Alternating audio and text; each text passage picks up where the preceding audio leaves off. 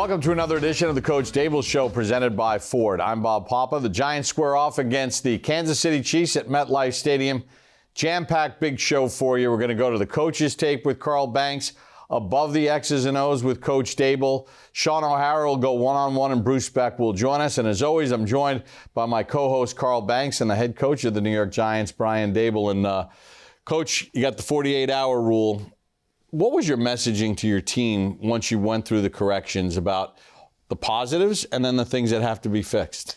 Yeah, we really, after games, we look at a collective tape, good and bad, and go through, there were a lot of positives on that tape, and then there's certainly some things we need to fix. I thought the effort was good, the intensity on the sideline, the communication between the players and the coaches, but ultimately fell short. But it's really cut and dry. These were the good things. These were the things that that cost us. Coach, the preseason we saw a lot of points on the board, and I know you often talk about how if you can get the right things set up front, then your quarterback will have time to really read the field. And it looked like your offensive line did a pretty good job, and Russ made some really good decisions. Yeah, that's where it starts, Banksy. I thought in pass protection, we controlled the line of scrimmage for the most part. And then Russ made some really good throws and good reads, and the receivers ran fast. They're fast players, but they played fast. And we talked about making those one-on-one type throws down the field, which I would say in the first game, we left a few plays out there, both with our throws and our catches. And that certainly helped generate points and create some momentum and create explosive plays. Coach, you have a rotation at that running back spot. Can you just talk a little bit about the energy that Scadaboo has brought when he comes in there and his pass protection? He's not scared to mix it up. Yeah, he's a tough player, kind of old school, if you will. Seeks contact, which I like, is smart, and I think will help us here in the coming weeks. Malik Neighbors basically put on a show, and you look at just some of the individual effort on the one touchdown. He's got a guy's hand in his face, and he's just making big plays, and that's kind of an above the numbers type deal there, right? Yeah, I'm so proud of Malik of just the growth that he's had, and it's anytime you can throw the ball to him, good things usually happen, and have a lot of confidence in him. He's certainly played big for us. Your best players have to play their best, and he's certainly one of our best players, and he had a fantastic game. This week you got the Kansas City Chiefs coming in, the reigning AFC champions. They've struggled a little bit early in the season, but at any moment Mahomes can get you. He leads their team in rushing, which is kind of a surprise as well. But just talk about those challenges of dealing with him. Well, he's a premier player in this league at that position. There's nothing that he hasn't seen, and there's really nothing that he hasn't done. He's been on the peak of the mountain several times. He's got a lot of confidence. He sees the field. He makes loose plays, as you alluded to, with his feet, and he knows, when to do that and kind of when not to do that, or when to get out of bounds and versus when to stay in. He's a tough player, one of the best in the league, and certainly a challenge. Their defense, what are those challenges that they pose to your offensive front?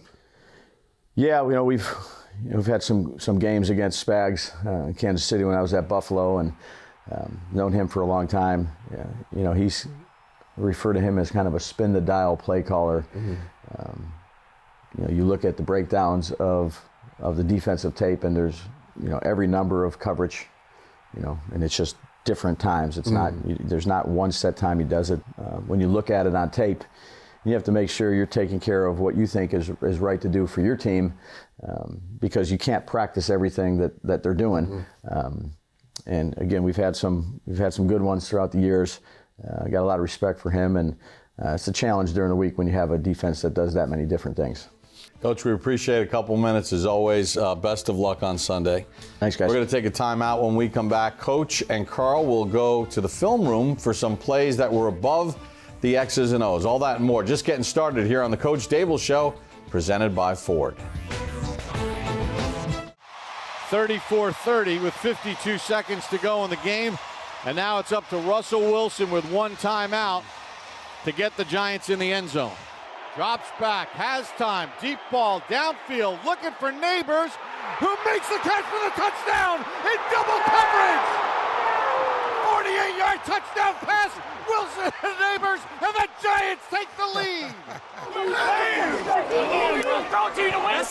I told you that's the world. Those are some of the outstanding moments that the Giants had against the Dallas Cowboys this past Sunday as we welcome you back to the Coach Daboll Show presented by Ford. Time for Above the X's and O's. To the auditorium we go. Here's Carl and Coach. Coach, let's look at some of the positive plays from Sunday. Here you got man-to-man coverage here, but it's really sticky and you get a turnover here. Yeah, coming out at halftime, really good play by really the entire defense working together. Like you said, we're in man-to-man coverage here, and we got Drew, on CD, and Abdul's off the ball with Bobby. It's a 5-man pressure where we're trying to create 5 one-on-one matchups to create some pressure, which I thought we did a better job of this week, getting pressure on the quarterback and affecting him at times. We got 8 back here sitting on the hash, kind of just reading Dak and playing inside leverage, knowing that we got the 5-man rush with 22. And as CD rolls it in, I think 22, Drew does a great job of keeping his proper leverage, which is critical, and then running the route basically for him as CD runs in and undercuts the route on a timing throw by Dak. Everybody else is locked up man-to-man. A good look at the pressure coming from Abdul inside part of the pocket is having Dak throw it. He's got a lot of trust and faith in CD as he should. Drew staying sticky, playing with the right leverage, getting his head around when he's in phase, and so to speak, and doing a good job of finishing the play. Yeah, when you talk about reading the route, he literally does run the route because his head comes around as soon as the receiver is. It's almost as if the ball was intended for him. Absolutely. And again, when you play with proper leverage and you stay tight on the guys and use good technique at the top of routes, like you said, with his head turning right now with CD, the ball's out and we got a turnover, which we need to continue to get more of these. All right, Coach, now let's talk a little bit about the offense here. Explosive plays were kind of the theme of the day. Yeah, and none bigger than this right here in the most critical time of the game. Under a minute to play, no timeouts. We just used our last timeout on a scramble by Russ. And we have, really a route concept, if you will, that they have a pretty good defense designed for. They're in essence, they're doubling, Wandale, who had a pretty good day relative to down the field, and they're doubling Malik. So they're trying to take the 2 guys out that really affected the game in a positive way with big plays. Diggs is down here singled up on Slay, and inside they're singled up on Theo. But again, we have to push the ball down the field. We have no timeouts. We have to take a couple chances. And this is really just after a play that Malik just ran one of those before, all the way down the field. So, his stamina and his endurance this game really showed up in a positive way. So he's really running it off of the corner. We know we got a double team on him. I think Russ does a great job of just, holding this backside guy, who is on Wandale, but he's reading Russ as he goes in their zone defense. And trust Malik. You can see where he throws the ball. Malik's at the 25-yard line. He's still behind the corner, and the safety's 3 yards on top of him. But, this is something that, Russ and Malik have been working on quite a bit. And when a quarterback can trust a receiver like this, that he's going to go down and it's his ball or nobody's, what a big-time play and a big-time moment by Russ, Malik, and just do a good job of finishing. Coach, can we just go back to the quarterback because the mechanics of Russ, when Russ's back foot hit, he's looking to the left hash mark. Absolutely. So he does a good job with his eye discipline. Obviously, he's played a long time and trying to affect it. So just in case, with this guy, he's got kind of an option route to do a variety of things to get this guy to swing back and turn so he can't fall in line and have 3 guys over here, I think is important. That really helps him. And then the other thing is, look, you got to be able to protect in these moments when they know you have to pass. It's a one-dimensional game at this point. The defensive line knows, the linebacker secondary knows it's pass. And, as you see, again, when Russ lets it go, he's actually getting hit just a little bit right here. And again, I can't emphasize this enough. Malik is a yard in front of the corner and 4 yards in front of the safety and just delivers a great ball with arc and pace. And Malik just runs by both of these guys who are doubling him.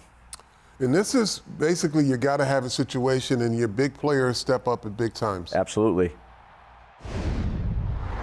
When we come back in the program, Sean O'Hara goes one-on-one with Wandale Robinson here on the Coach Daboll Show, presented by Ford.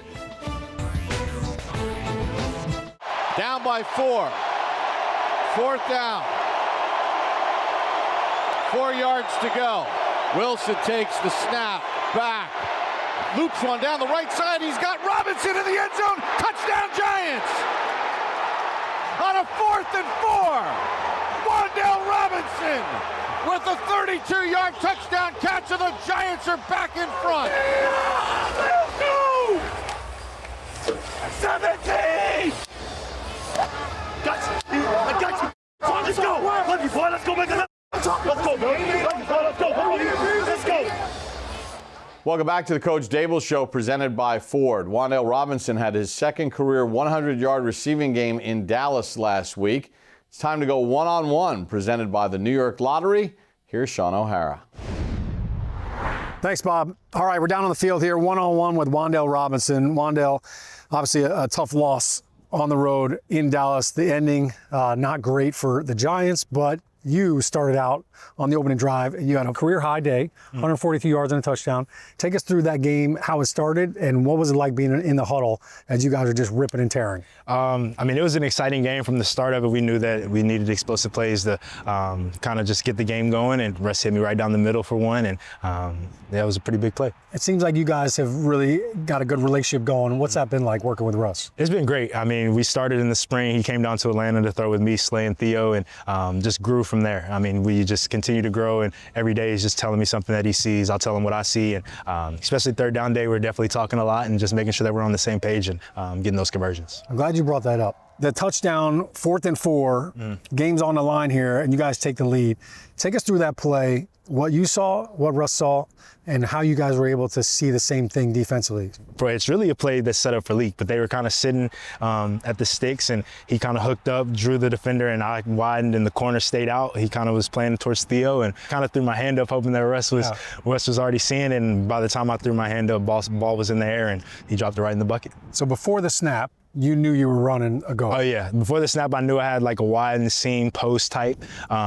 Just kind of the landmark of mine was get to the numbers, and then you just use your speed and get up. So you mentioned being on the same page with Russ, seeing the same thing as Russ, but everybody talks about his moon ball. Break it down from a receiver standpoint. Why is that such a friendly ball to catch? Like, what is it about his pass that makes it more catchable than anybody else's deep ball?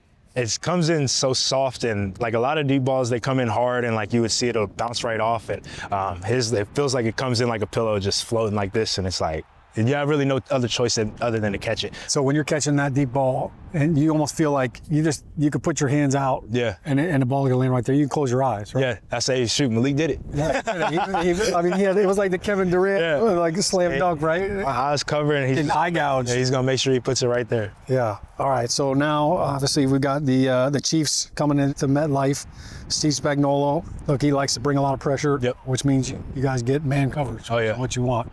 What are you seeing from this Chiefs defense? A lot of exotics, do a lot of different things. A really good defense, though, at the end of the day. They've been a part of this defense for a while. Spags has been there for a while as well. So everybody knows what their role is and knows what they have to do. But we just got to be out there, come ready on Sunday to fight man-to-man coverage. Yeah. Well, I know good offenses welcome the blitz. That means we got a shot for big plays, man-to-man. You break one tackle, you're to the house. That's exactly what we were saying. So we feel like we got the guys to go out there and do that. All right. Sounds great. Good luck, Wandale. Looking forward to it. Thanks for your time. Easy.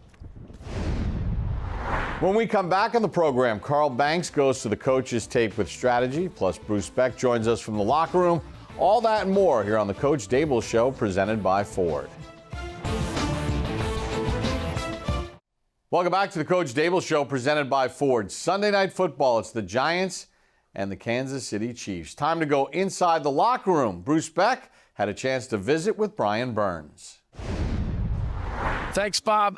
Double B with another double B. Brian Burns, who's off to a tremendous start this year with 9 tackles and 3 sacks. The linebacker is doing his thing. Are you more comfortable in your second year in New York? I would definitely say, yeah. Just being able to hone in and be under this scheme again for the second year, I'm a little more comfortable with the plays and what they expect of me. Is there a healthy competition among Dexter and Abdul and Kayvon and you to get to the quarterback? Nah, it is. It's always going to be that. It's always going to be that. They're true competitors, so it's always going to be a competition to get to the quarterback the fastest. Do you get to the QB with your mind or with your feet? Everything. My heart. everything that it takes to get there, I'm going to get there. When you think about this defense giving up 40 last week, what is your focus for this week in responding as you take on a new challenge with Mahomes and the Chiefs? Not to give up 40. But on a serious note, is really to, contain Mahomes. We know that he can do a lot with his feet. We can do a lot with his arm. He's a great player. But at the end of the day, I believe a lot in our defense and the guys that we got. What is it about the unity in this environment? What is it about the chemistry in this locker room that leads you to believe this is going to be a really good season?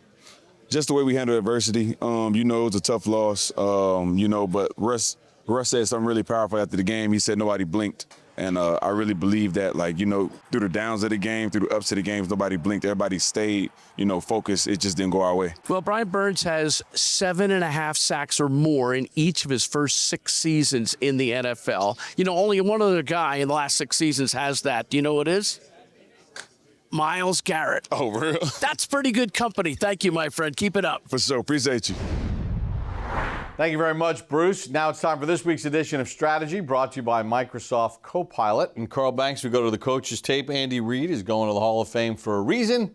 Yes. He's tremendous when it comes to play design. Play design is what he is very, very good at. And what he likes to do here, I'm going to circle these 2 safeties here in the back. What he loves to do is to put one of those guys in conflict by play design. And what you're going to see here is a lot of guys running over the field, all guys going like this, and what it's going to create is conflict for the safety on the numbers here. Watch and see what happens. Okay, so you've got a guy going here, you got a guy going here, and you got a sail route here. Safety squares up. Now he can see all 3 receivers here. Here he's got eyes, right? He's in a position to play all of those. He chose wrong. And if he goes over to the other side of the field, it's going to be another one. Sure. Just many options on one route.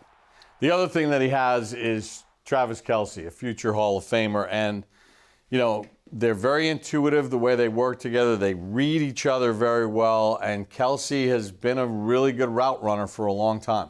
Very subtle, very cerebral route runner. He's showing that he's going to block. Looks like it's going to be a ghost screen. You got the back coming, he's going to come all the way across the formation, and everybody thinks, here comes that screen. Here comes that ghost screen. Kelce just looks like he's going to set up to block. Watch his hands come up like, hey, I'm going to stalk block you, and he goes right behind everyone.